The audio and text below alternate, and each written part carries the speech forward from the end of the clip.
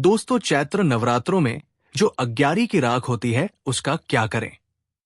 माता की अग्यारी की राख के साथ ये गलती कभी मत करना, नहीं तो बर्बाद हो जाओगे। और नवरात्रों में जो चावल होते हैं उसका क्या करें।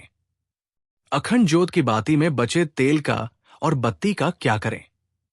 कुछ लोग करते हैं भयंकर गलती और माता रानी रुष्ट हो जाती है। व्रत का संपूर्ण फल व्यर्थ चला जाता है। नवरात्रों में जो होते हैं, जो कि हरियाली होती है, उसका क्या करें। क्या गंगा में विसर्जित करें या नहीं, और जो नारियल होता है उसका क्या करें। संपूर्ण जानकारी, शुभ मुहूर्त, चैत्र नवरात्रों का संपूर्ण फल, संपूर्ण ज्ञान इसी वीडियो में आपको मिलेगा। बस आप सुंदर सी वीडियो को लाइक करें और कमेंट में जय माता दी लिखते हुए आगे बढ़ें।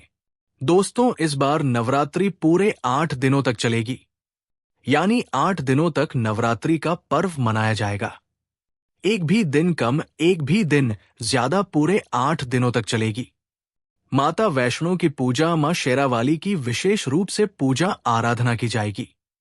चैत्र नवरात्रि का पहला व्रत 30 मार्च को रखा जाएगा और अंतिम व्रत 6 अप्रैल रविवार के दिन रखा जाएगा और 6 अप्रैल को कन्या पूजन किया जाएगा, जो कि इस दिन नवरात्रि समाप्त हो जाएंगे। आपको बता दें, 30 मार्च को घट स्थापना का मुहूर्त सुबह 6:10 से 10:22 तक रहेगा। क्योंकि इस बार ये नवरात्रि पूरे 8 दिनों के पड़े हैं, 31 मार्च को 2 व्रत एक साथ रखे जाएंगे। मां ब्रह्मचारिणी और मां चंद्रघंटा की पूजा एक साथ होगी। दोस्तों, अब जानते हैं अग्यारी की राख का क्या करें। राख किस काम आती है। कुछ लोग करते हैं गलती और उन्हें गरीबी का सामना करना पड़ता है। देखिए, माता का पंचामृत से स्नान कराने के बाद रोली कुमकुम अर्पित करें। इसके बाद अग्यारी करें और अग्यारी पर लौंग, बताशे, हवन सामग्री आदि चीजें अर्पित कर जाती है, जैसा आपके घर पर होता है। नवरात्रों में अग्यारी के बिना पूजा पाठ अधूरा ही होता है, वो पूजा पूरी नहीं मानी जाती। तो शाम को अग्यार होने के बाद जो उसमें राख बच जाती है उसे आप किसी थैली में रख लें, या जब तक न रात्रि चल रहे हैं तब तक उस रात को संभाल कर रखते रहें। अब नवरात्रि समाप्त होने के बाद या बीच में भी उस रात को बच्चों के माथे पर तिलक लगाते रहें। इससे उन्हें नजर दोष कभी नहीं लगेगा। जो घर का मुखिया है वहां उसका तिलक लगाकर यदि बाहर जाता है तो कामयाबी उसके पीछे पीछे आती है। ये राख कोई मामूली नहीं होती, इसमें माता का आशीर्वाद होता है, समस्त देवी देवताओं की कृपा इसमें होती है। अत्यंत दुर्लभ और जागृत अवस्था में ये राख होती है। अग्यारी की राख बहुत ही महत्वपूर्ण और शुभ और मंगलकारी होती है। गंगाजल की तरह पवित्र मानी जाती है। जागृत होती है और जागृत चीज ही हमें कामयाब बनाती है। अति बलवान शीघ्र बुद्धि हमें बलवान बनाती है। यदि किसी को भूत लग गया हो, भूत आता हो, घर में लगे कि घर में कोई नकारात्मक ऊर्जा है, भूत प्रेत का वास है, तो घर के मेन द्वार पर काले कपड़े में अज्ञानी की राख बांधकर लटकाने से दूर दूर तक भूत प्रेत घर में प्रवेश नहीं करता। इसे सुरक्षा कवच कहा जाता है। आपका घर में मकान, दुकान का गल्ला सुरक्षित हो जाता है। आप दुकान के गल्ले में भी ये राख काले कपड़े में बांधकर रख सकते हैं। ये सिद्ध होती है। 9 दिन तक ये अज्ञानी की राख सिद्ध हो जाती है और सिद्ध चीज ही, सिद्ध वस्तु ही विजय प्राप्त कराती है। शरीर में, घर में, दुकान में, व्यापार में सकारात्मकता का सच चार करती है। आप चाहे तो चांदी के ताबीज में, तांबे के ताबीज में, पीतल के ताबीज में या काले कपड़े का ताबीज आप बना लें। इसमें थोड़ी सी राख डालकर बच्चों को पहनाएं या बड़ों को पहनाए हैं। इसे पहनने के बाद उनके अंदर जितनी भी नकारात्मकता होगी दूर भाग जाएगी। जो ये पहले का ताबीज, उसके आसपास भी नहीं भटकेंगे। गलत शक्ति, कई लोग नादान होते हैं जो अज्ञानी की राख को, हवन सामग्री की राख को या हवन सामग्री की राख को कचरे में डाल देते हैं, तो उन्हें श्राप लगता है, भगवान का श्राप लगता है, क्योंकि इसमें 33 कोटि देवी देवताओं का आशीर्वाद होता है, वास होता है, भगवान की शक्ति का अंश आ जाता है। ये सिद्ध होती है, जिसे प्रकट करने के बाद, उजागर करने के बाद ईश्वर शक्ति जागृत हो जाती है, सिद्ध हो जाती है। तो ये रख आप इस्तेमाल करें जैसा हमने वीडियो में बताया है, इस तरह प्रयोग करें। अगर आप प्रयोग नहीं करना चाहते तो गंगा मैया में विसर्जित कर देना चाहिए। बहुत ही शुभ और मंगलकारी माना जाता है गंगा जल में विसर्जित कर दें, क्योंकि हवन सामग्री की राख को, अज्ञानी की राख को जो व्यक्ति इस्तेमाल नहीं करता तो कोई बात नहीं, गंगाजल में भी विसर्जित किया जाता है। यदि आपको लगे आपका घर मकान गलत दिशा में बना है, घर में गतिविधि हो रही है, गलत परिणाम मिल रहे हैं, तो घर के चारों छाव में चुटकी भर अज्ञानी की राख, हवन सामग्री की राख घर के चारों कोनों में डाल दे।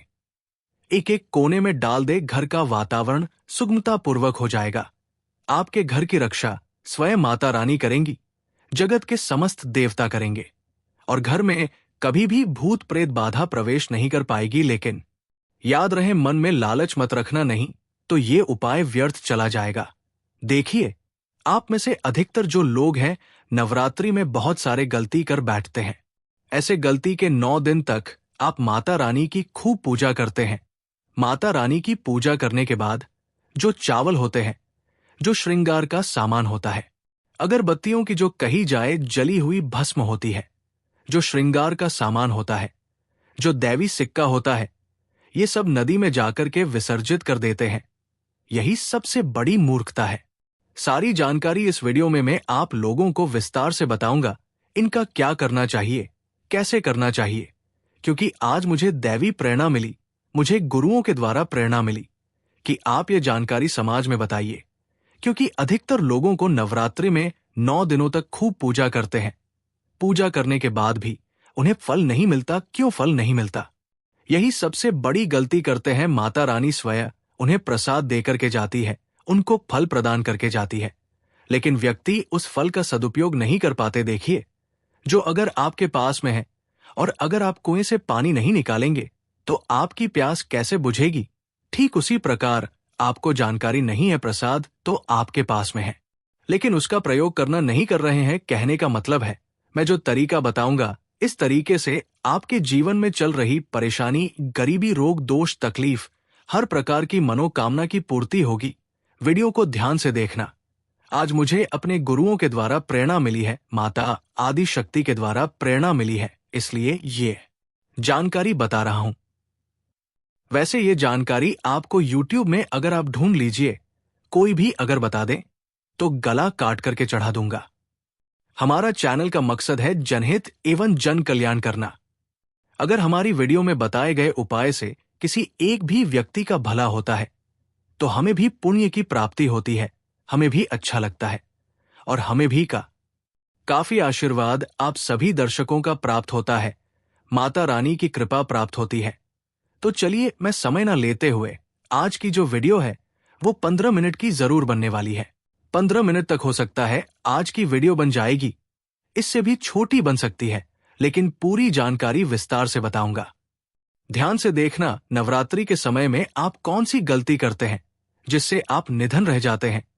तो देखिए, ऐसा कहा गया है कि अधिकतर लोग जो चावल होते हैं, ध्यान से सुनिए, पूजा पाठ करने के बाद जो बचे हुए चावल होते हैं माता रानी को जो हम चढ़ाते हैं, वही चावल की मैं बात कर रहा हूं, ना कि जो ढेर सारे चावल रहते हैं उनकी। जो माता रानी को हम क्षमा याचना करने के दौरान जो चावल चढ़ाते हैं, पुष्प चढ़ाते हैं, सिक्के चढ़ाते हैं, वो सब नदी में बहा देते हैं।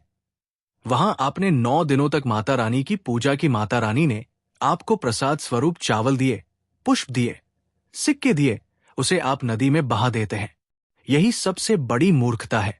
आज मुझे गुरुओं के द्वारा प्रेरणा मिली है, इसलिए मैं आप लोगों को ये जानकारी बता रहा हूं। तो 9 दिन का फल आपने क्या किया? सीधे नदी में जाकर के बहा दिया। ऐसा नहीं करना चाहिए।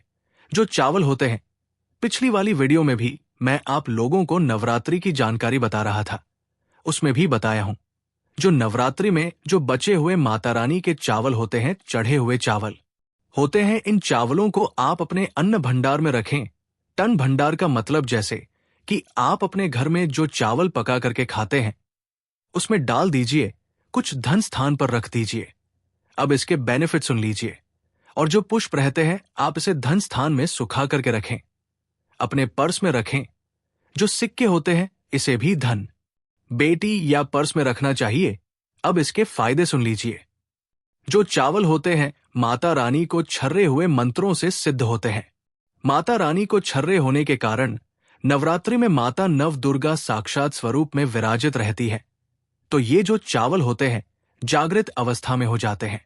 आप इस प्रकार के चावल को आप खाते हैं तो आपके शरीर में, क्योंकि 1 से 2 दाने आपको जो चावल पका रही है उसमें आपकी गृहिणी को बोल देना है, घर में जो खाना बनाती है उन्हें बोल सकते हैं, माता बहनों को तो डाल करके नित्य आप इसे पकवान। तो क्या होता है, आपके शरीर में इस चावल को खाने के बाद रोग दोष व्याधि किसी भी प्रकार की जो आपके शरीर में कष्ट है, शारीरिक पीड़ा है, मानसिक पीड़ा है, वो दूर हो जाती है और माता रानी की आपको कृपा प्राप्त होती है।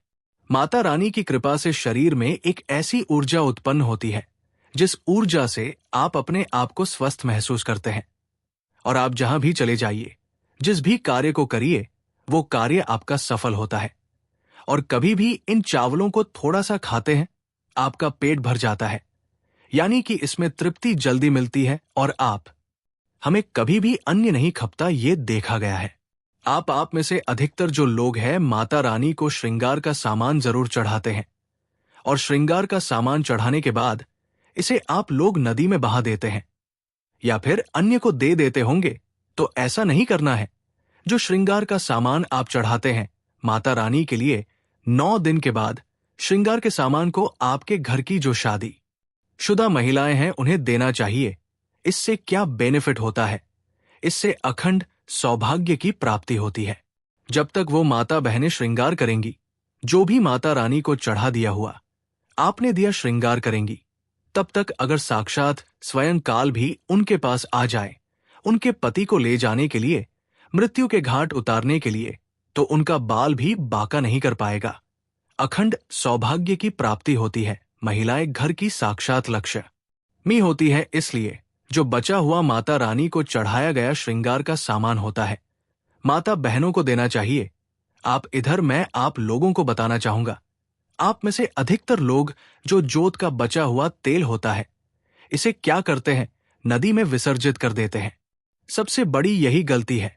जो जोत का बचाते होता है 9 दिन तक जो जोत आप लोग जलाते हैं, तो क्या होता है 9 दिन तक जो जलने के कारण जोत में जो तेल बचा हुआ होता है जागृत अवस्था में होती है। जागृत चीज ही अपना पूर्ण प्रभाव दिखाती है। आपने देखा होगा सभी मूर्तियों की पूजा नहीं होती। जब कुम्हार मूर्ति बनाता है या फिर पत्थर वाले जो कारीगर मूर्ति बनाते हैं, तो उस मूर्ति की पूजा नहीं होती, उसी मूर्ति की पूजा होती है जिसकी प्राण प्रतिष्ठा हो। तो कहने का मतलब है कि जोत का जो बचा हुआ तेल होता है, जो जलने के कारण जागृत अवस्था में हो जाती है। तो अगर आपके हाथ पैरों में दर्द होता है, किसी ने आपके ऊपर काला जादू कर दिया, आपको शंका हो रही है, तो इस सिचुएशन में आप क्या करें। जो जोत का बचा हुआ तेल होता है आप अपने सिर में लगा, ये शरीर के साथ हिस्सों में लगाना होता है। सिर में लगाइए, आप अपने कंठ में लगाइए, आप अपने हृदय में लगाइए, आप अपने जो जांघों में लगाइए, और हो सके तो आप अपने जो शरीर के आपको 7 हिस्सों में लगाना होगा। आता है तो शरीर पर कैसा भी तंत्र विकार लगा हो, किसी ने काला जादू भयंकर काला जादू कर दिया हो, जिसका तोड़ बड़े बड़े कहा जाए, तो जो ओझा लोग होते हैं, तो ओझा लोग भी नहीं कर पा रहे हैं, तो ओझा लोग से भी ज्यादा पावरफुल काम करेगा। ये माता रानी की साक्षात कृपा होती है। तत्काल देखना, 5 मिनट में आराम मिलेगा। आज हमें हमारे गुरु के द्वारा इस वजह से प्रेरणा मिली कि ये जानकारी समाज में बताई जाए। इस जानकारी से आपका भला होगा। अब जो ओझा लोग हैं, इनके चक्कर आपको लगाने की जरूरत नहीं है। 9 दिन तक पूजा करते हैं, पूरे 1 साल के लिए जोत का बचा हुआ तेल बचा करके रखें। सिर दर्द होता है, सिर दर्द वाले हिस्से पर लगा सकते हैं। अगर किसी कारणवश कभी कभी ग्रह नक्षत्रों की पीड़ा के कारण सिर दर्द होता है, तो वो सिर दर्द होना बंद हो जाए। आता है यानी कि जितनी भी पर अलौकिक शक्तियों के कारण आपके जीवन में परेशानी आती है, सिर दर्द हो रहा है, शनि है, राहु है, केतु है, दुष्ट शक्तियों के द्वारा आपको सताया जा रहा है, तो ये तेल 7 हिस्से में बस लगाना होता है। शरीर के 7 हिस्सों में लगा लीजिए, सिर, पैर, हाथ, कोहनी, या फिर आप अपने हृदय में लगा सकते हैं। कंठ में लगा सकते हैं। इस प्रकार से आपको 7 हिस्सों का चुनाव करना होता है। तो कैसी भी आपके जीवन में परेशानी हो, शरीर में शारीरिक पीड़ा हो, सारी पीड़ा दूर हो जाती है। चलिए, मैं आप लोगों को बताना चाहूंगा। अगरबत्ती की जो भस्म आप जलाते हैं, या फिर आप गोबर के कंडे जलाते हैं, या फिर आप माता रानी के लिए जो भी चीजों को जलाते हैं, तो इनकी भस्म का क्या करना चाहिए? जलाने के बाद जो अंतिम चीज होती है, वो चीज भस्म होती है। भस्म का क्या करना चाहिए? तो पूरे साल के लिए, 1 साल के लिए इस प्रकार की भस्म को बटोर करके रखना चाहिए। जो अगरबत्ती की भस्म है, या फिर कहा जाए गोबर के कंडे की भस्म रखी है, क्योंकि माता रानी को हम जो कच्ची धूप जलाते हैं, उसकी भस्म भी काफी सारी हो जाती है। क्या इसे में नदी में बहा देना चाहिए? अगर ज्यादा है तो नदी में बहा दीजिए। बाकी कम से कम आपको 1 साल के लिए आपको ये भस्म अपने पास में जरूर रखनी चाहिए। मैं भस्म के बेनिफिट बता रहा हूं और इसके फायदे बता रहा हूं। इससे पहले अभी तक जय माता दी नहीं लिखा है तो जय माता दी लिख दीजिए। अगर आप जय माता दी लिखते हैं तो हमें भी काफी गर्व होता है और हम जो जानकारी बताते हैं उसमें हमें आनंद मिलता है। तो जो भस्म होती है, इसका क्या करना चाहिए?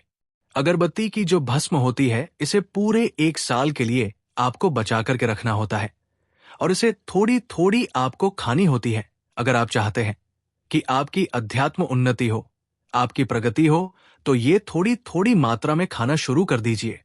आपके जो सोचने समझने की क्षमता है, इतना ज्यादा पावरफुल हो जाए दी कि आपके आसपास में रहने वाले लोग जितना सोचते हैं, उससे 1000 गुना ज्यादा आपकी सोच बढ़ जाएगी। जिस भी कार्य को करने के लिए जाएंगे, उस कार्य में आपको तरक्की मिलना शुरू हो जाएगी। और एक खास बात, छोटे बच्चों को गांव में चाहे शहर में रहते हैं, कहीं भी रहते हैं, नजर तो बहुत ही जल्दी लग जाती है। तो जो अगरबत्ती की भस्म होती है, माता रानी के लिए 9 दिनों तक आपने भस्म जला करके रखी है, उस भस्म का थोड़ा सा तिलक आप जो है उनके मस्तक पर लगाइए। या फिर चाहते हैं तो जिस हिस्से में दर्द हो रहा है, जैसे कि पेट में अचानक से दर्द हो रहा है, कई लोग प्रेत वगैरह डाल देते हैं। ये सब अधिकतर देखा गया है, इसलिए मैं जानकारी बता रहा हूं। तो उस हिस्से पर आप जो है इस भस्म को रगड़ दीजिए, अच्छी तरीके से भस्म लगा दीजिए। तो पेट में अगर प्रेत लगा हो, प्रेत भस्म हो जाएगा, बाहर निकल जाएगा। सिर दर्द हो रहा है, सिर में लगा दीजिए। यानी कहने का मतलब है कि ये आपके हर प्रकार के दुख, तकलीफ, बाधाओं को दूर करने का काम करता है। नित्य खाएंगे, अपने छोटे बच्चे को खिलाना शुरू कर दीजिए। पढ़ने लिखने में कमजोर है, ऐसे में जो बुद्धि है स्थिर हो जाएगी। कई लोग पढ़ने लिखने को बांध देते हैं, कई लोग किसी की किस्मत को बांध देते हैं। तो इन सारी समस्याओं से छुटकारा पाना चाहते हैं तो इस भस्म का तिलक प्रतिदिन जरूर लगाइए। अगर इनका तिलक लगाते हैं तो फिर ये अति उत्तम है, सोने पे सुहागा होगा आपके लिए और आपके बच्चे की जो पढ़ने लिखने की जो क्षमता है काफी बढ़ जाएगी। आप जहां भी जाएंगे आपको भी अध्यात्म उन्नति मिलेगी। इस भस्म का जब तक तिलक आपके सिर पर लगा रहेगा, कोई भी आपका बाल बांका नहीं कर पाएगा। अगर आपके ऊपर कोई व्यक्ति तंत्र विकार करता है, करने का प्रयास भी करेगा, तब भी नहीं लगता है। हमारे चैनल का मकसद है जनहित एवं जन कल्याण करना। आइए जानते हैं कि ज्योत की बात का क्या करना चाहिए। आप में से अधिकतर लोग या तो नदी में बहा देते हैं, जो कि बाती को, या फिर आप में से जो अधिकतर लोग हैं ये धन स्थान पर रखते हैं। इससे फायदा नहीं मिलता। जो के बातें हमेशा जागृत अवस्था में रहती है, ध्यान से सुनना ज्योत की बात को। हमेशा आप जो है अपनी बाजू पर पहनना, बाजूबंद की तरह आपको इसे पहनना चाहिए। इसे भुजा में पहनना चाहिए। हमारे कई ऐसे तांत्रिक महात्मा तथा कई सारे से तांत्रिक लोग हमारे साथ जुड़े हैं। तांत्रिक महात्मा भी है। तांत्रिक महात्मा क्यों बोल रहा हूं? क्योंकि उन्हें तंत्र की भी जानकारी है, वो एक प्रकार के महात्मा भी है, उन्हें धर्म की जानकारी भी है। तो मैं उन्हीं के आधार पर मैं जानकारी बताऊंगा कि ज्योत की बात को हमेशा बाजू में बाजूबंद की तरह पहनना चाहिए। अगर लड़की है तो लड़की इसे अपनी भुजा में आपको इसे पहनना चाहिए। क्यों पहनना चाहिए? क्योंकि ये कोई साधारण बत्ती नहीं है, ये साक्षात मां दुर्गा का आशीर्वाद होता है। ये साक्षात मां दुर्गा की कृपा होती है, प्रसाद होता है। 9 दिन तक अखंड जलने के कारण ये चैतन्य हो जाता है, इसमें प्राण आ जाते हैं। इसमें शक्ति आ जाती है, इसलिए इसे पहनने के बाद ने प्रकार के फायदे मिलते हैं। अगर आप इस प्रकार के फायदे लेना चाहते हैं तो ये जोत की बाती अवश्य धारण करें। इसको धारण करने के बाद जो 9 प्रकार के फायदे कहे हैं संत महात्मा ने, वही फायदे मैं आप लोगों को इस वीडियो में बताऊंगा। अभी तक कमेंट बॉक्स में जय माता दी नहीं लिखा है तो जय माता दी लिख दीजिए, और वीडियो को लाइक नहीं किया है तो वीडियो को लाइक कर दीजिए। प्रथम फायदा अकाल मृत्यु एवं दुर्घटना से बचाता है। अगर कोई भी व्यक्ति से बाजू में पहनता है, धारण करता है, तो ऐसे व्यक्ति की कभी भी दुर्घटना नहीं होती, ऐसे व्यक्ति की कभी भी अकाल मृत्यु नहीं होती, क्योंकि ऐसे व्यक्ति के साथ में साक्षात मां दुर्गा की शक्तियां चलती है। ये जो आप धागा धारण कर रहे हैं ना, ये आप जो बाजू में बाती पहन रहे हैं, ये कोई साधारण बत्ती नहीं है, ये साक्षात नव दुर्गा का आशीर्वाद होता है। एक प्रकार का सुरक्षा कवच होता है, तो इसे पहनने के बाद कभी भी अकाल मृत्यु नहीं होती एवं दुर्घटना से ये हमेशा बचाव करने का काम करता है। इसका दूसरा फायदा नजर दोष एवं तंत्र बाधा से बचाता है। आप में से अधिकतर लोग हमें बोलते हैं कि नजर दोष से परेशान रहते हैं। क्या करें? तो अगर आप नजर दोष से बचना चाहते हैं, आप चाहते हैं कि आपकी अध्यात्म उन्नति में किसी की नजर दोष न लगे, आपकी उन्नति हो, प्रगति हो, तो बिल्कुल ही इसे धारण कर लिए। नजर दोष एवं तंत्र बाधा से बचाता है। कितना बड़ा तांत्रिक व्यक्ति क्यों ना आपके ऊपर में तंत्र क्रिया कर दें, वो तंत्र क्रिया नहीं लगेगी, सदा बच्चे रहेंगे। इसका तीसरा फायदा भूत प्रेत एवं नीच शक्ति से बचाता है। आप कहीं भी मरघट में जा करके सो जाएं, इसको पहनने के बाद भूत प्रेत आपका बाल भी बांका नहीं कर पाएगा। तो भूत प्रेत एवं इस शक्ति से इसको पहनने के बाद हमें बचाव होता है।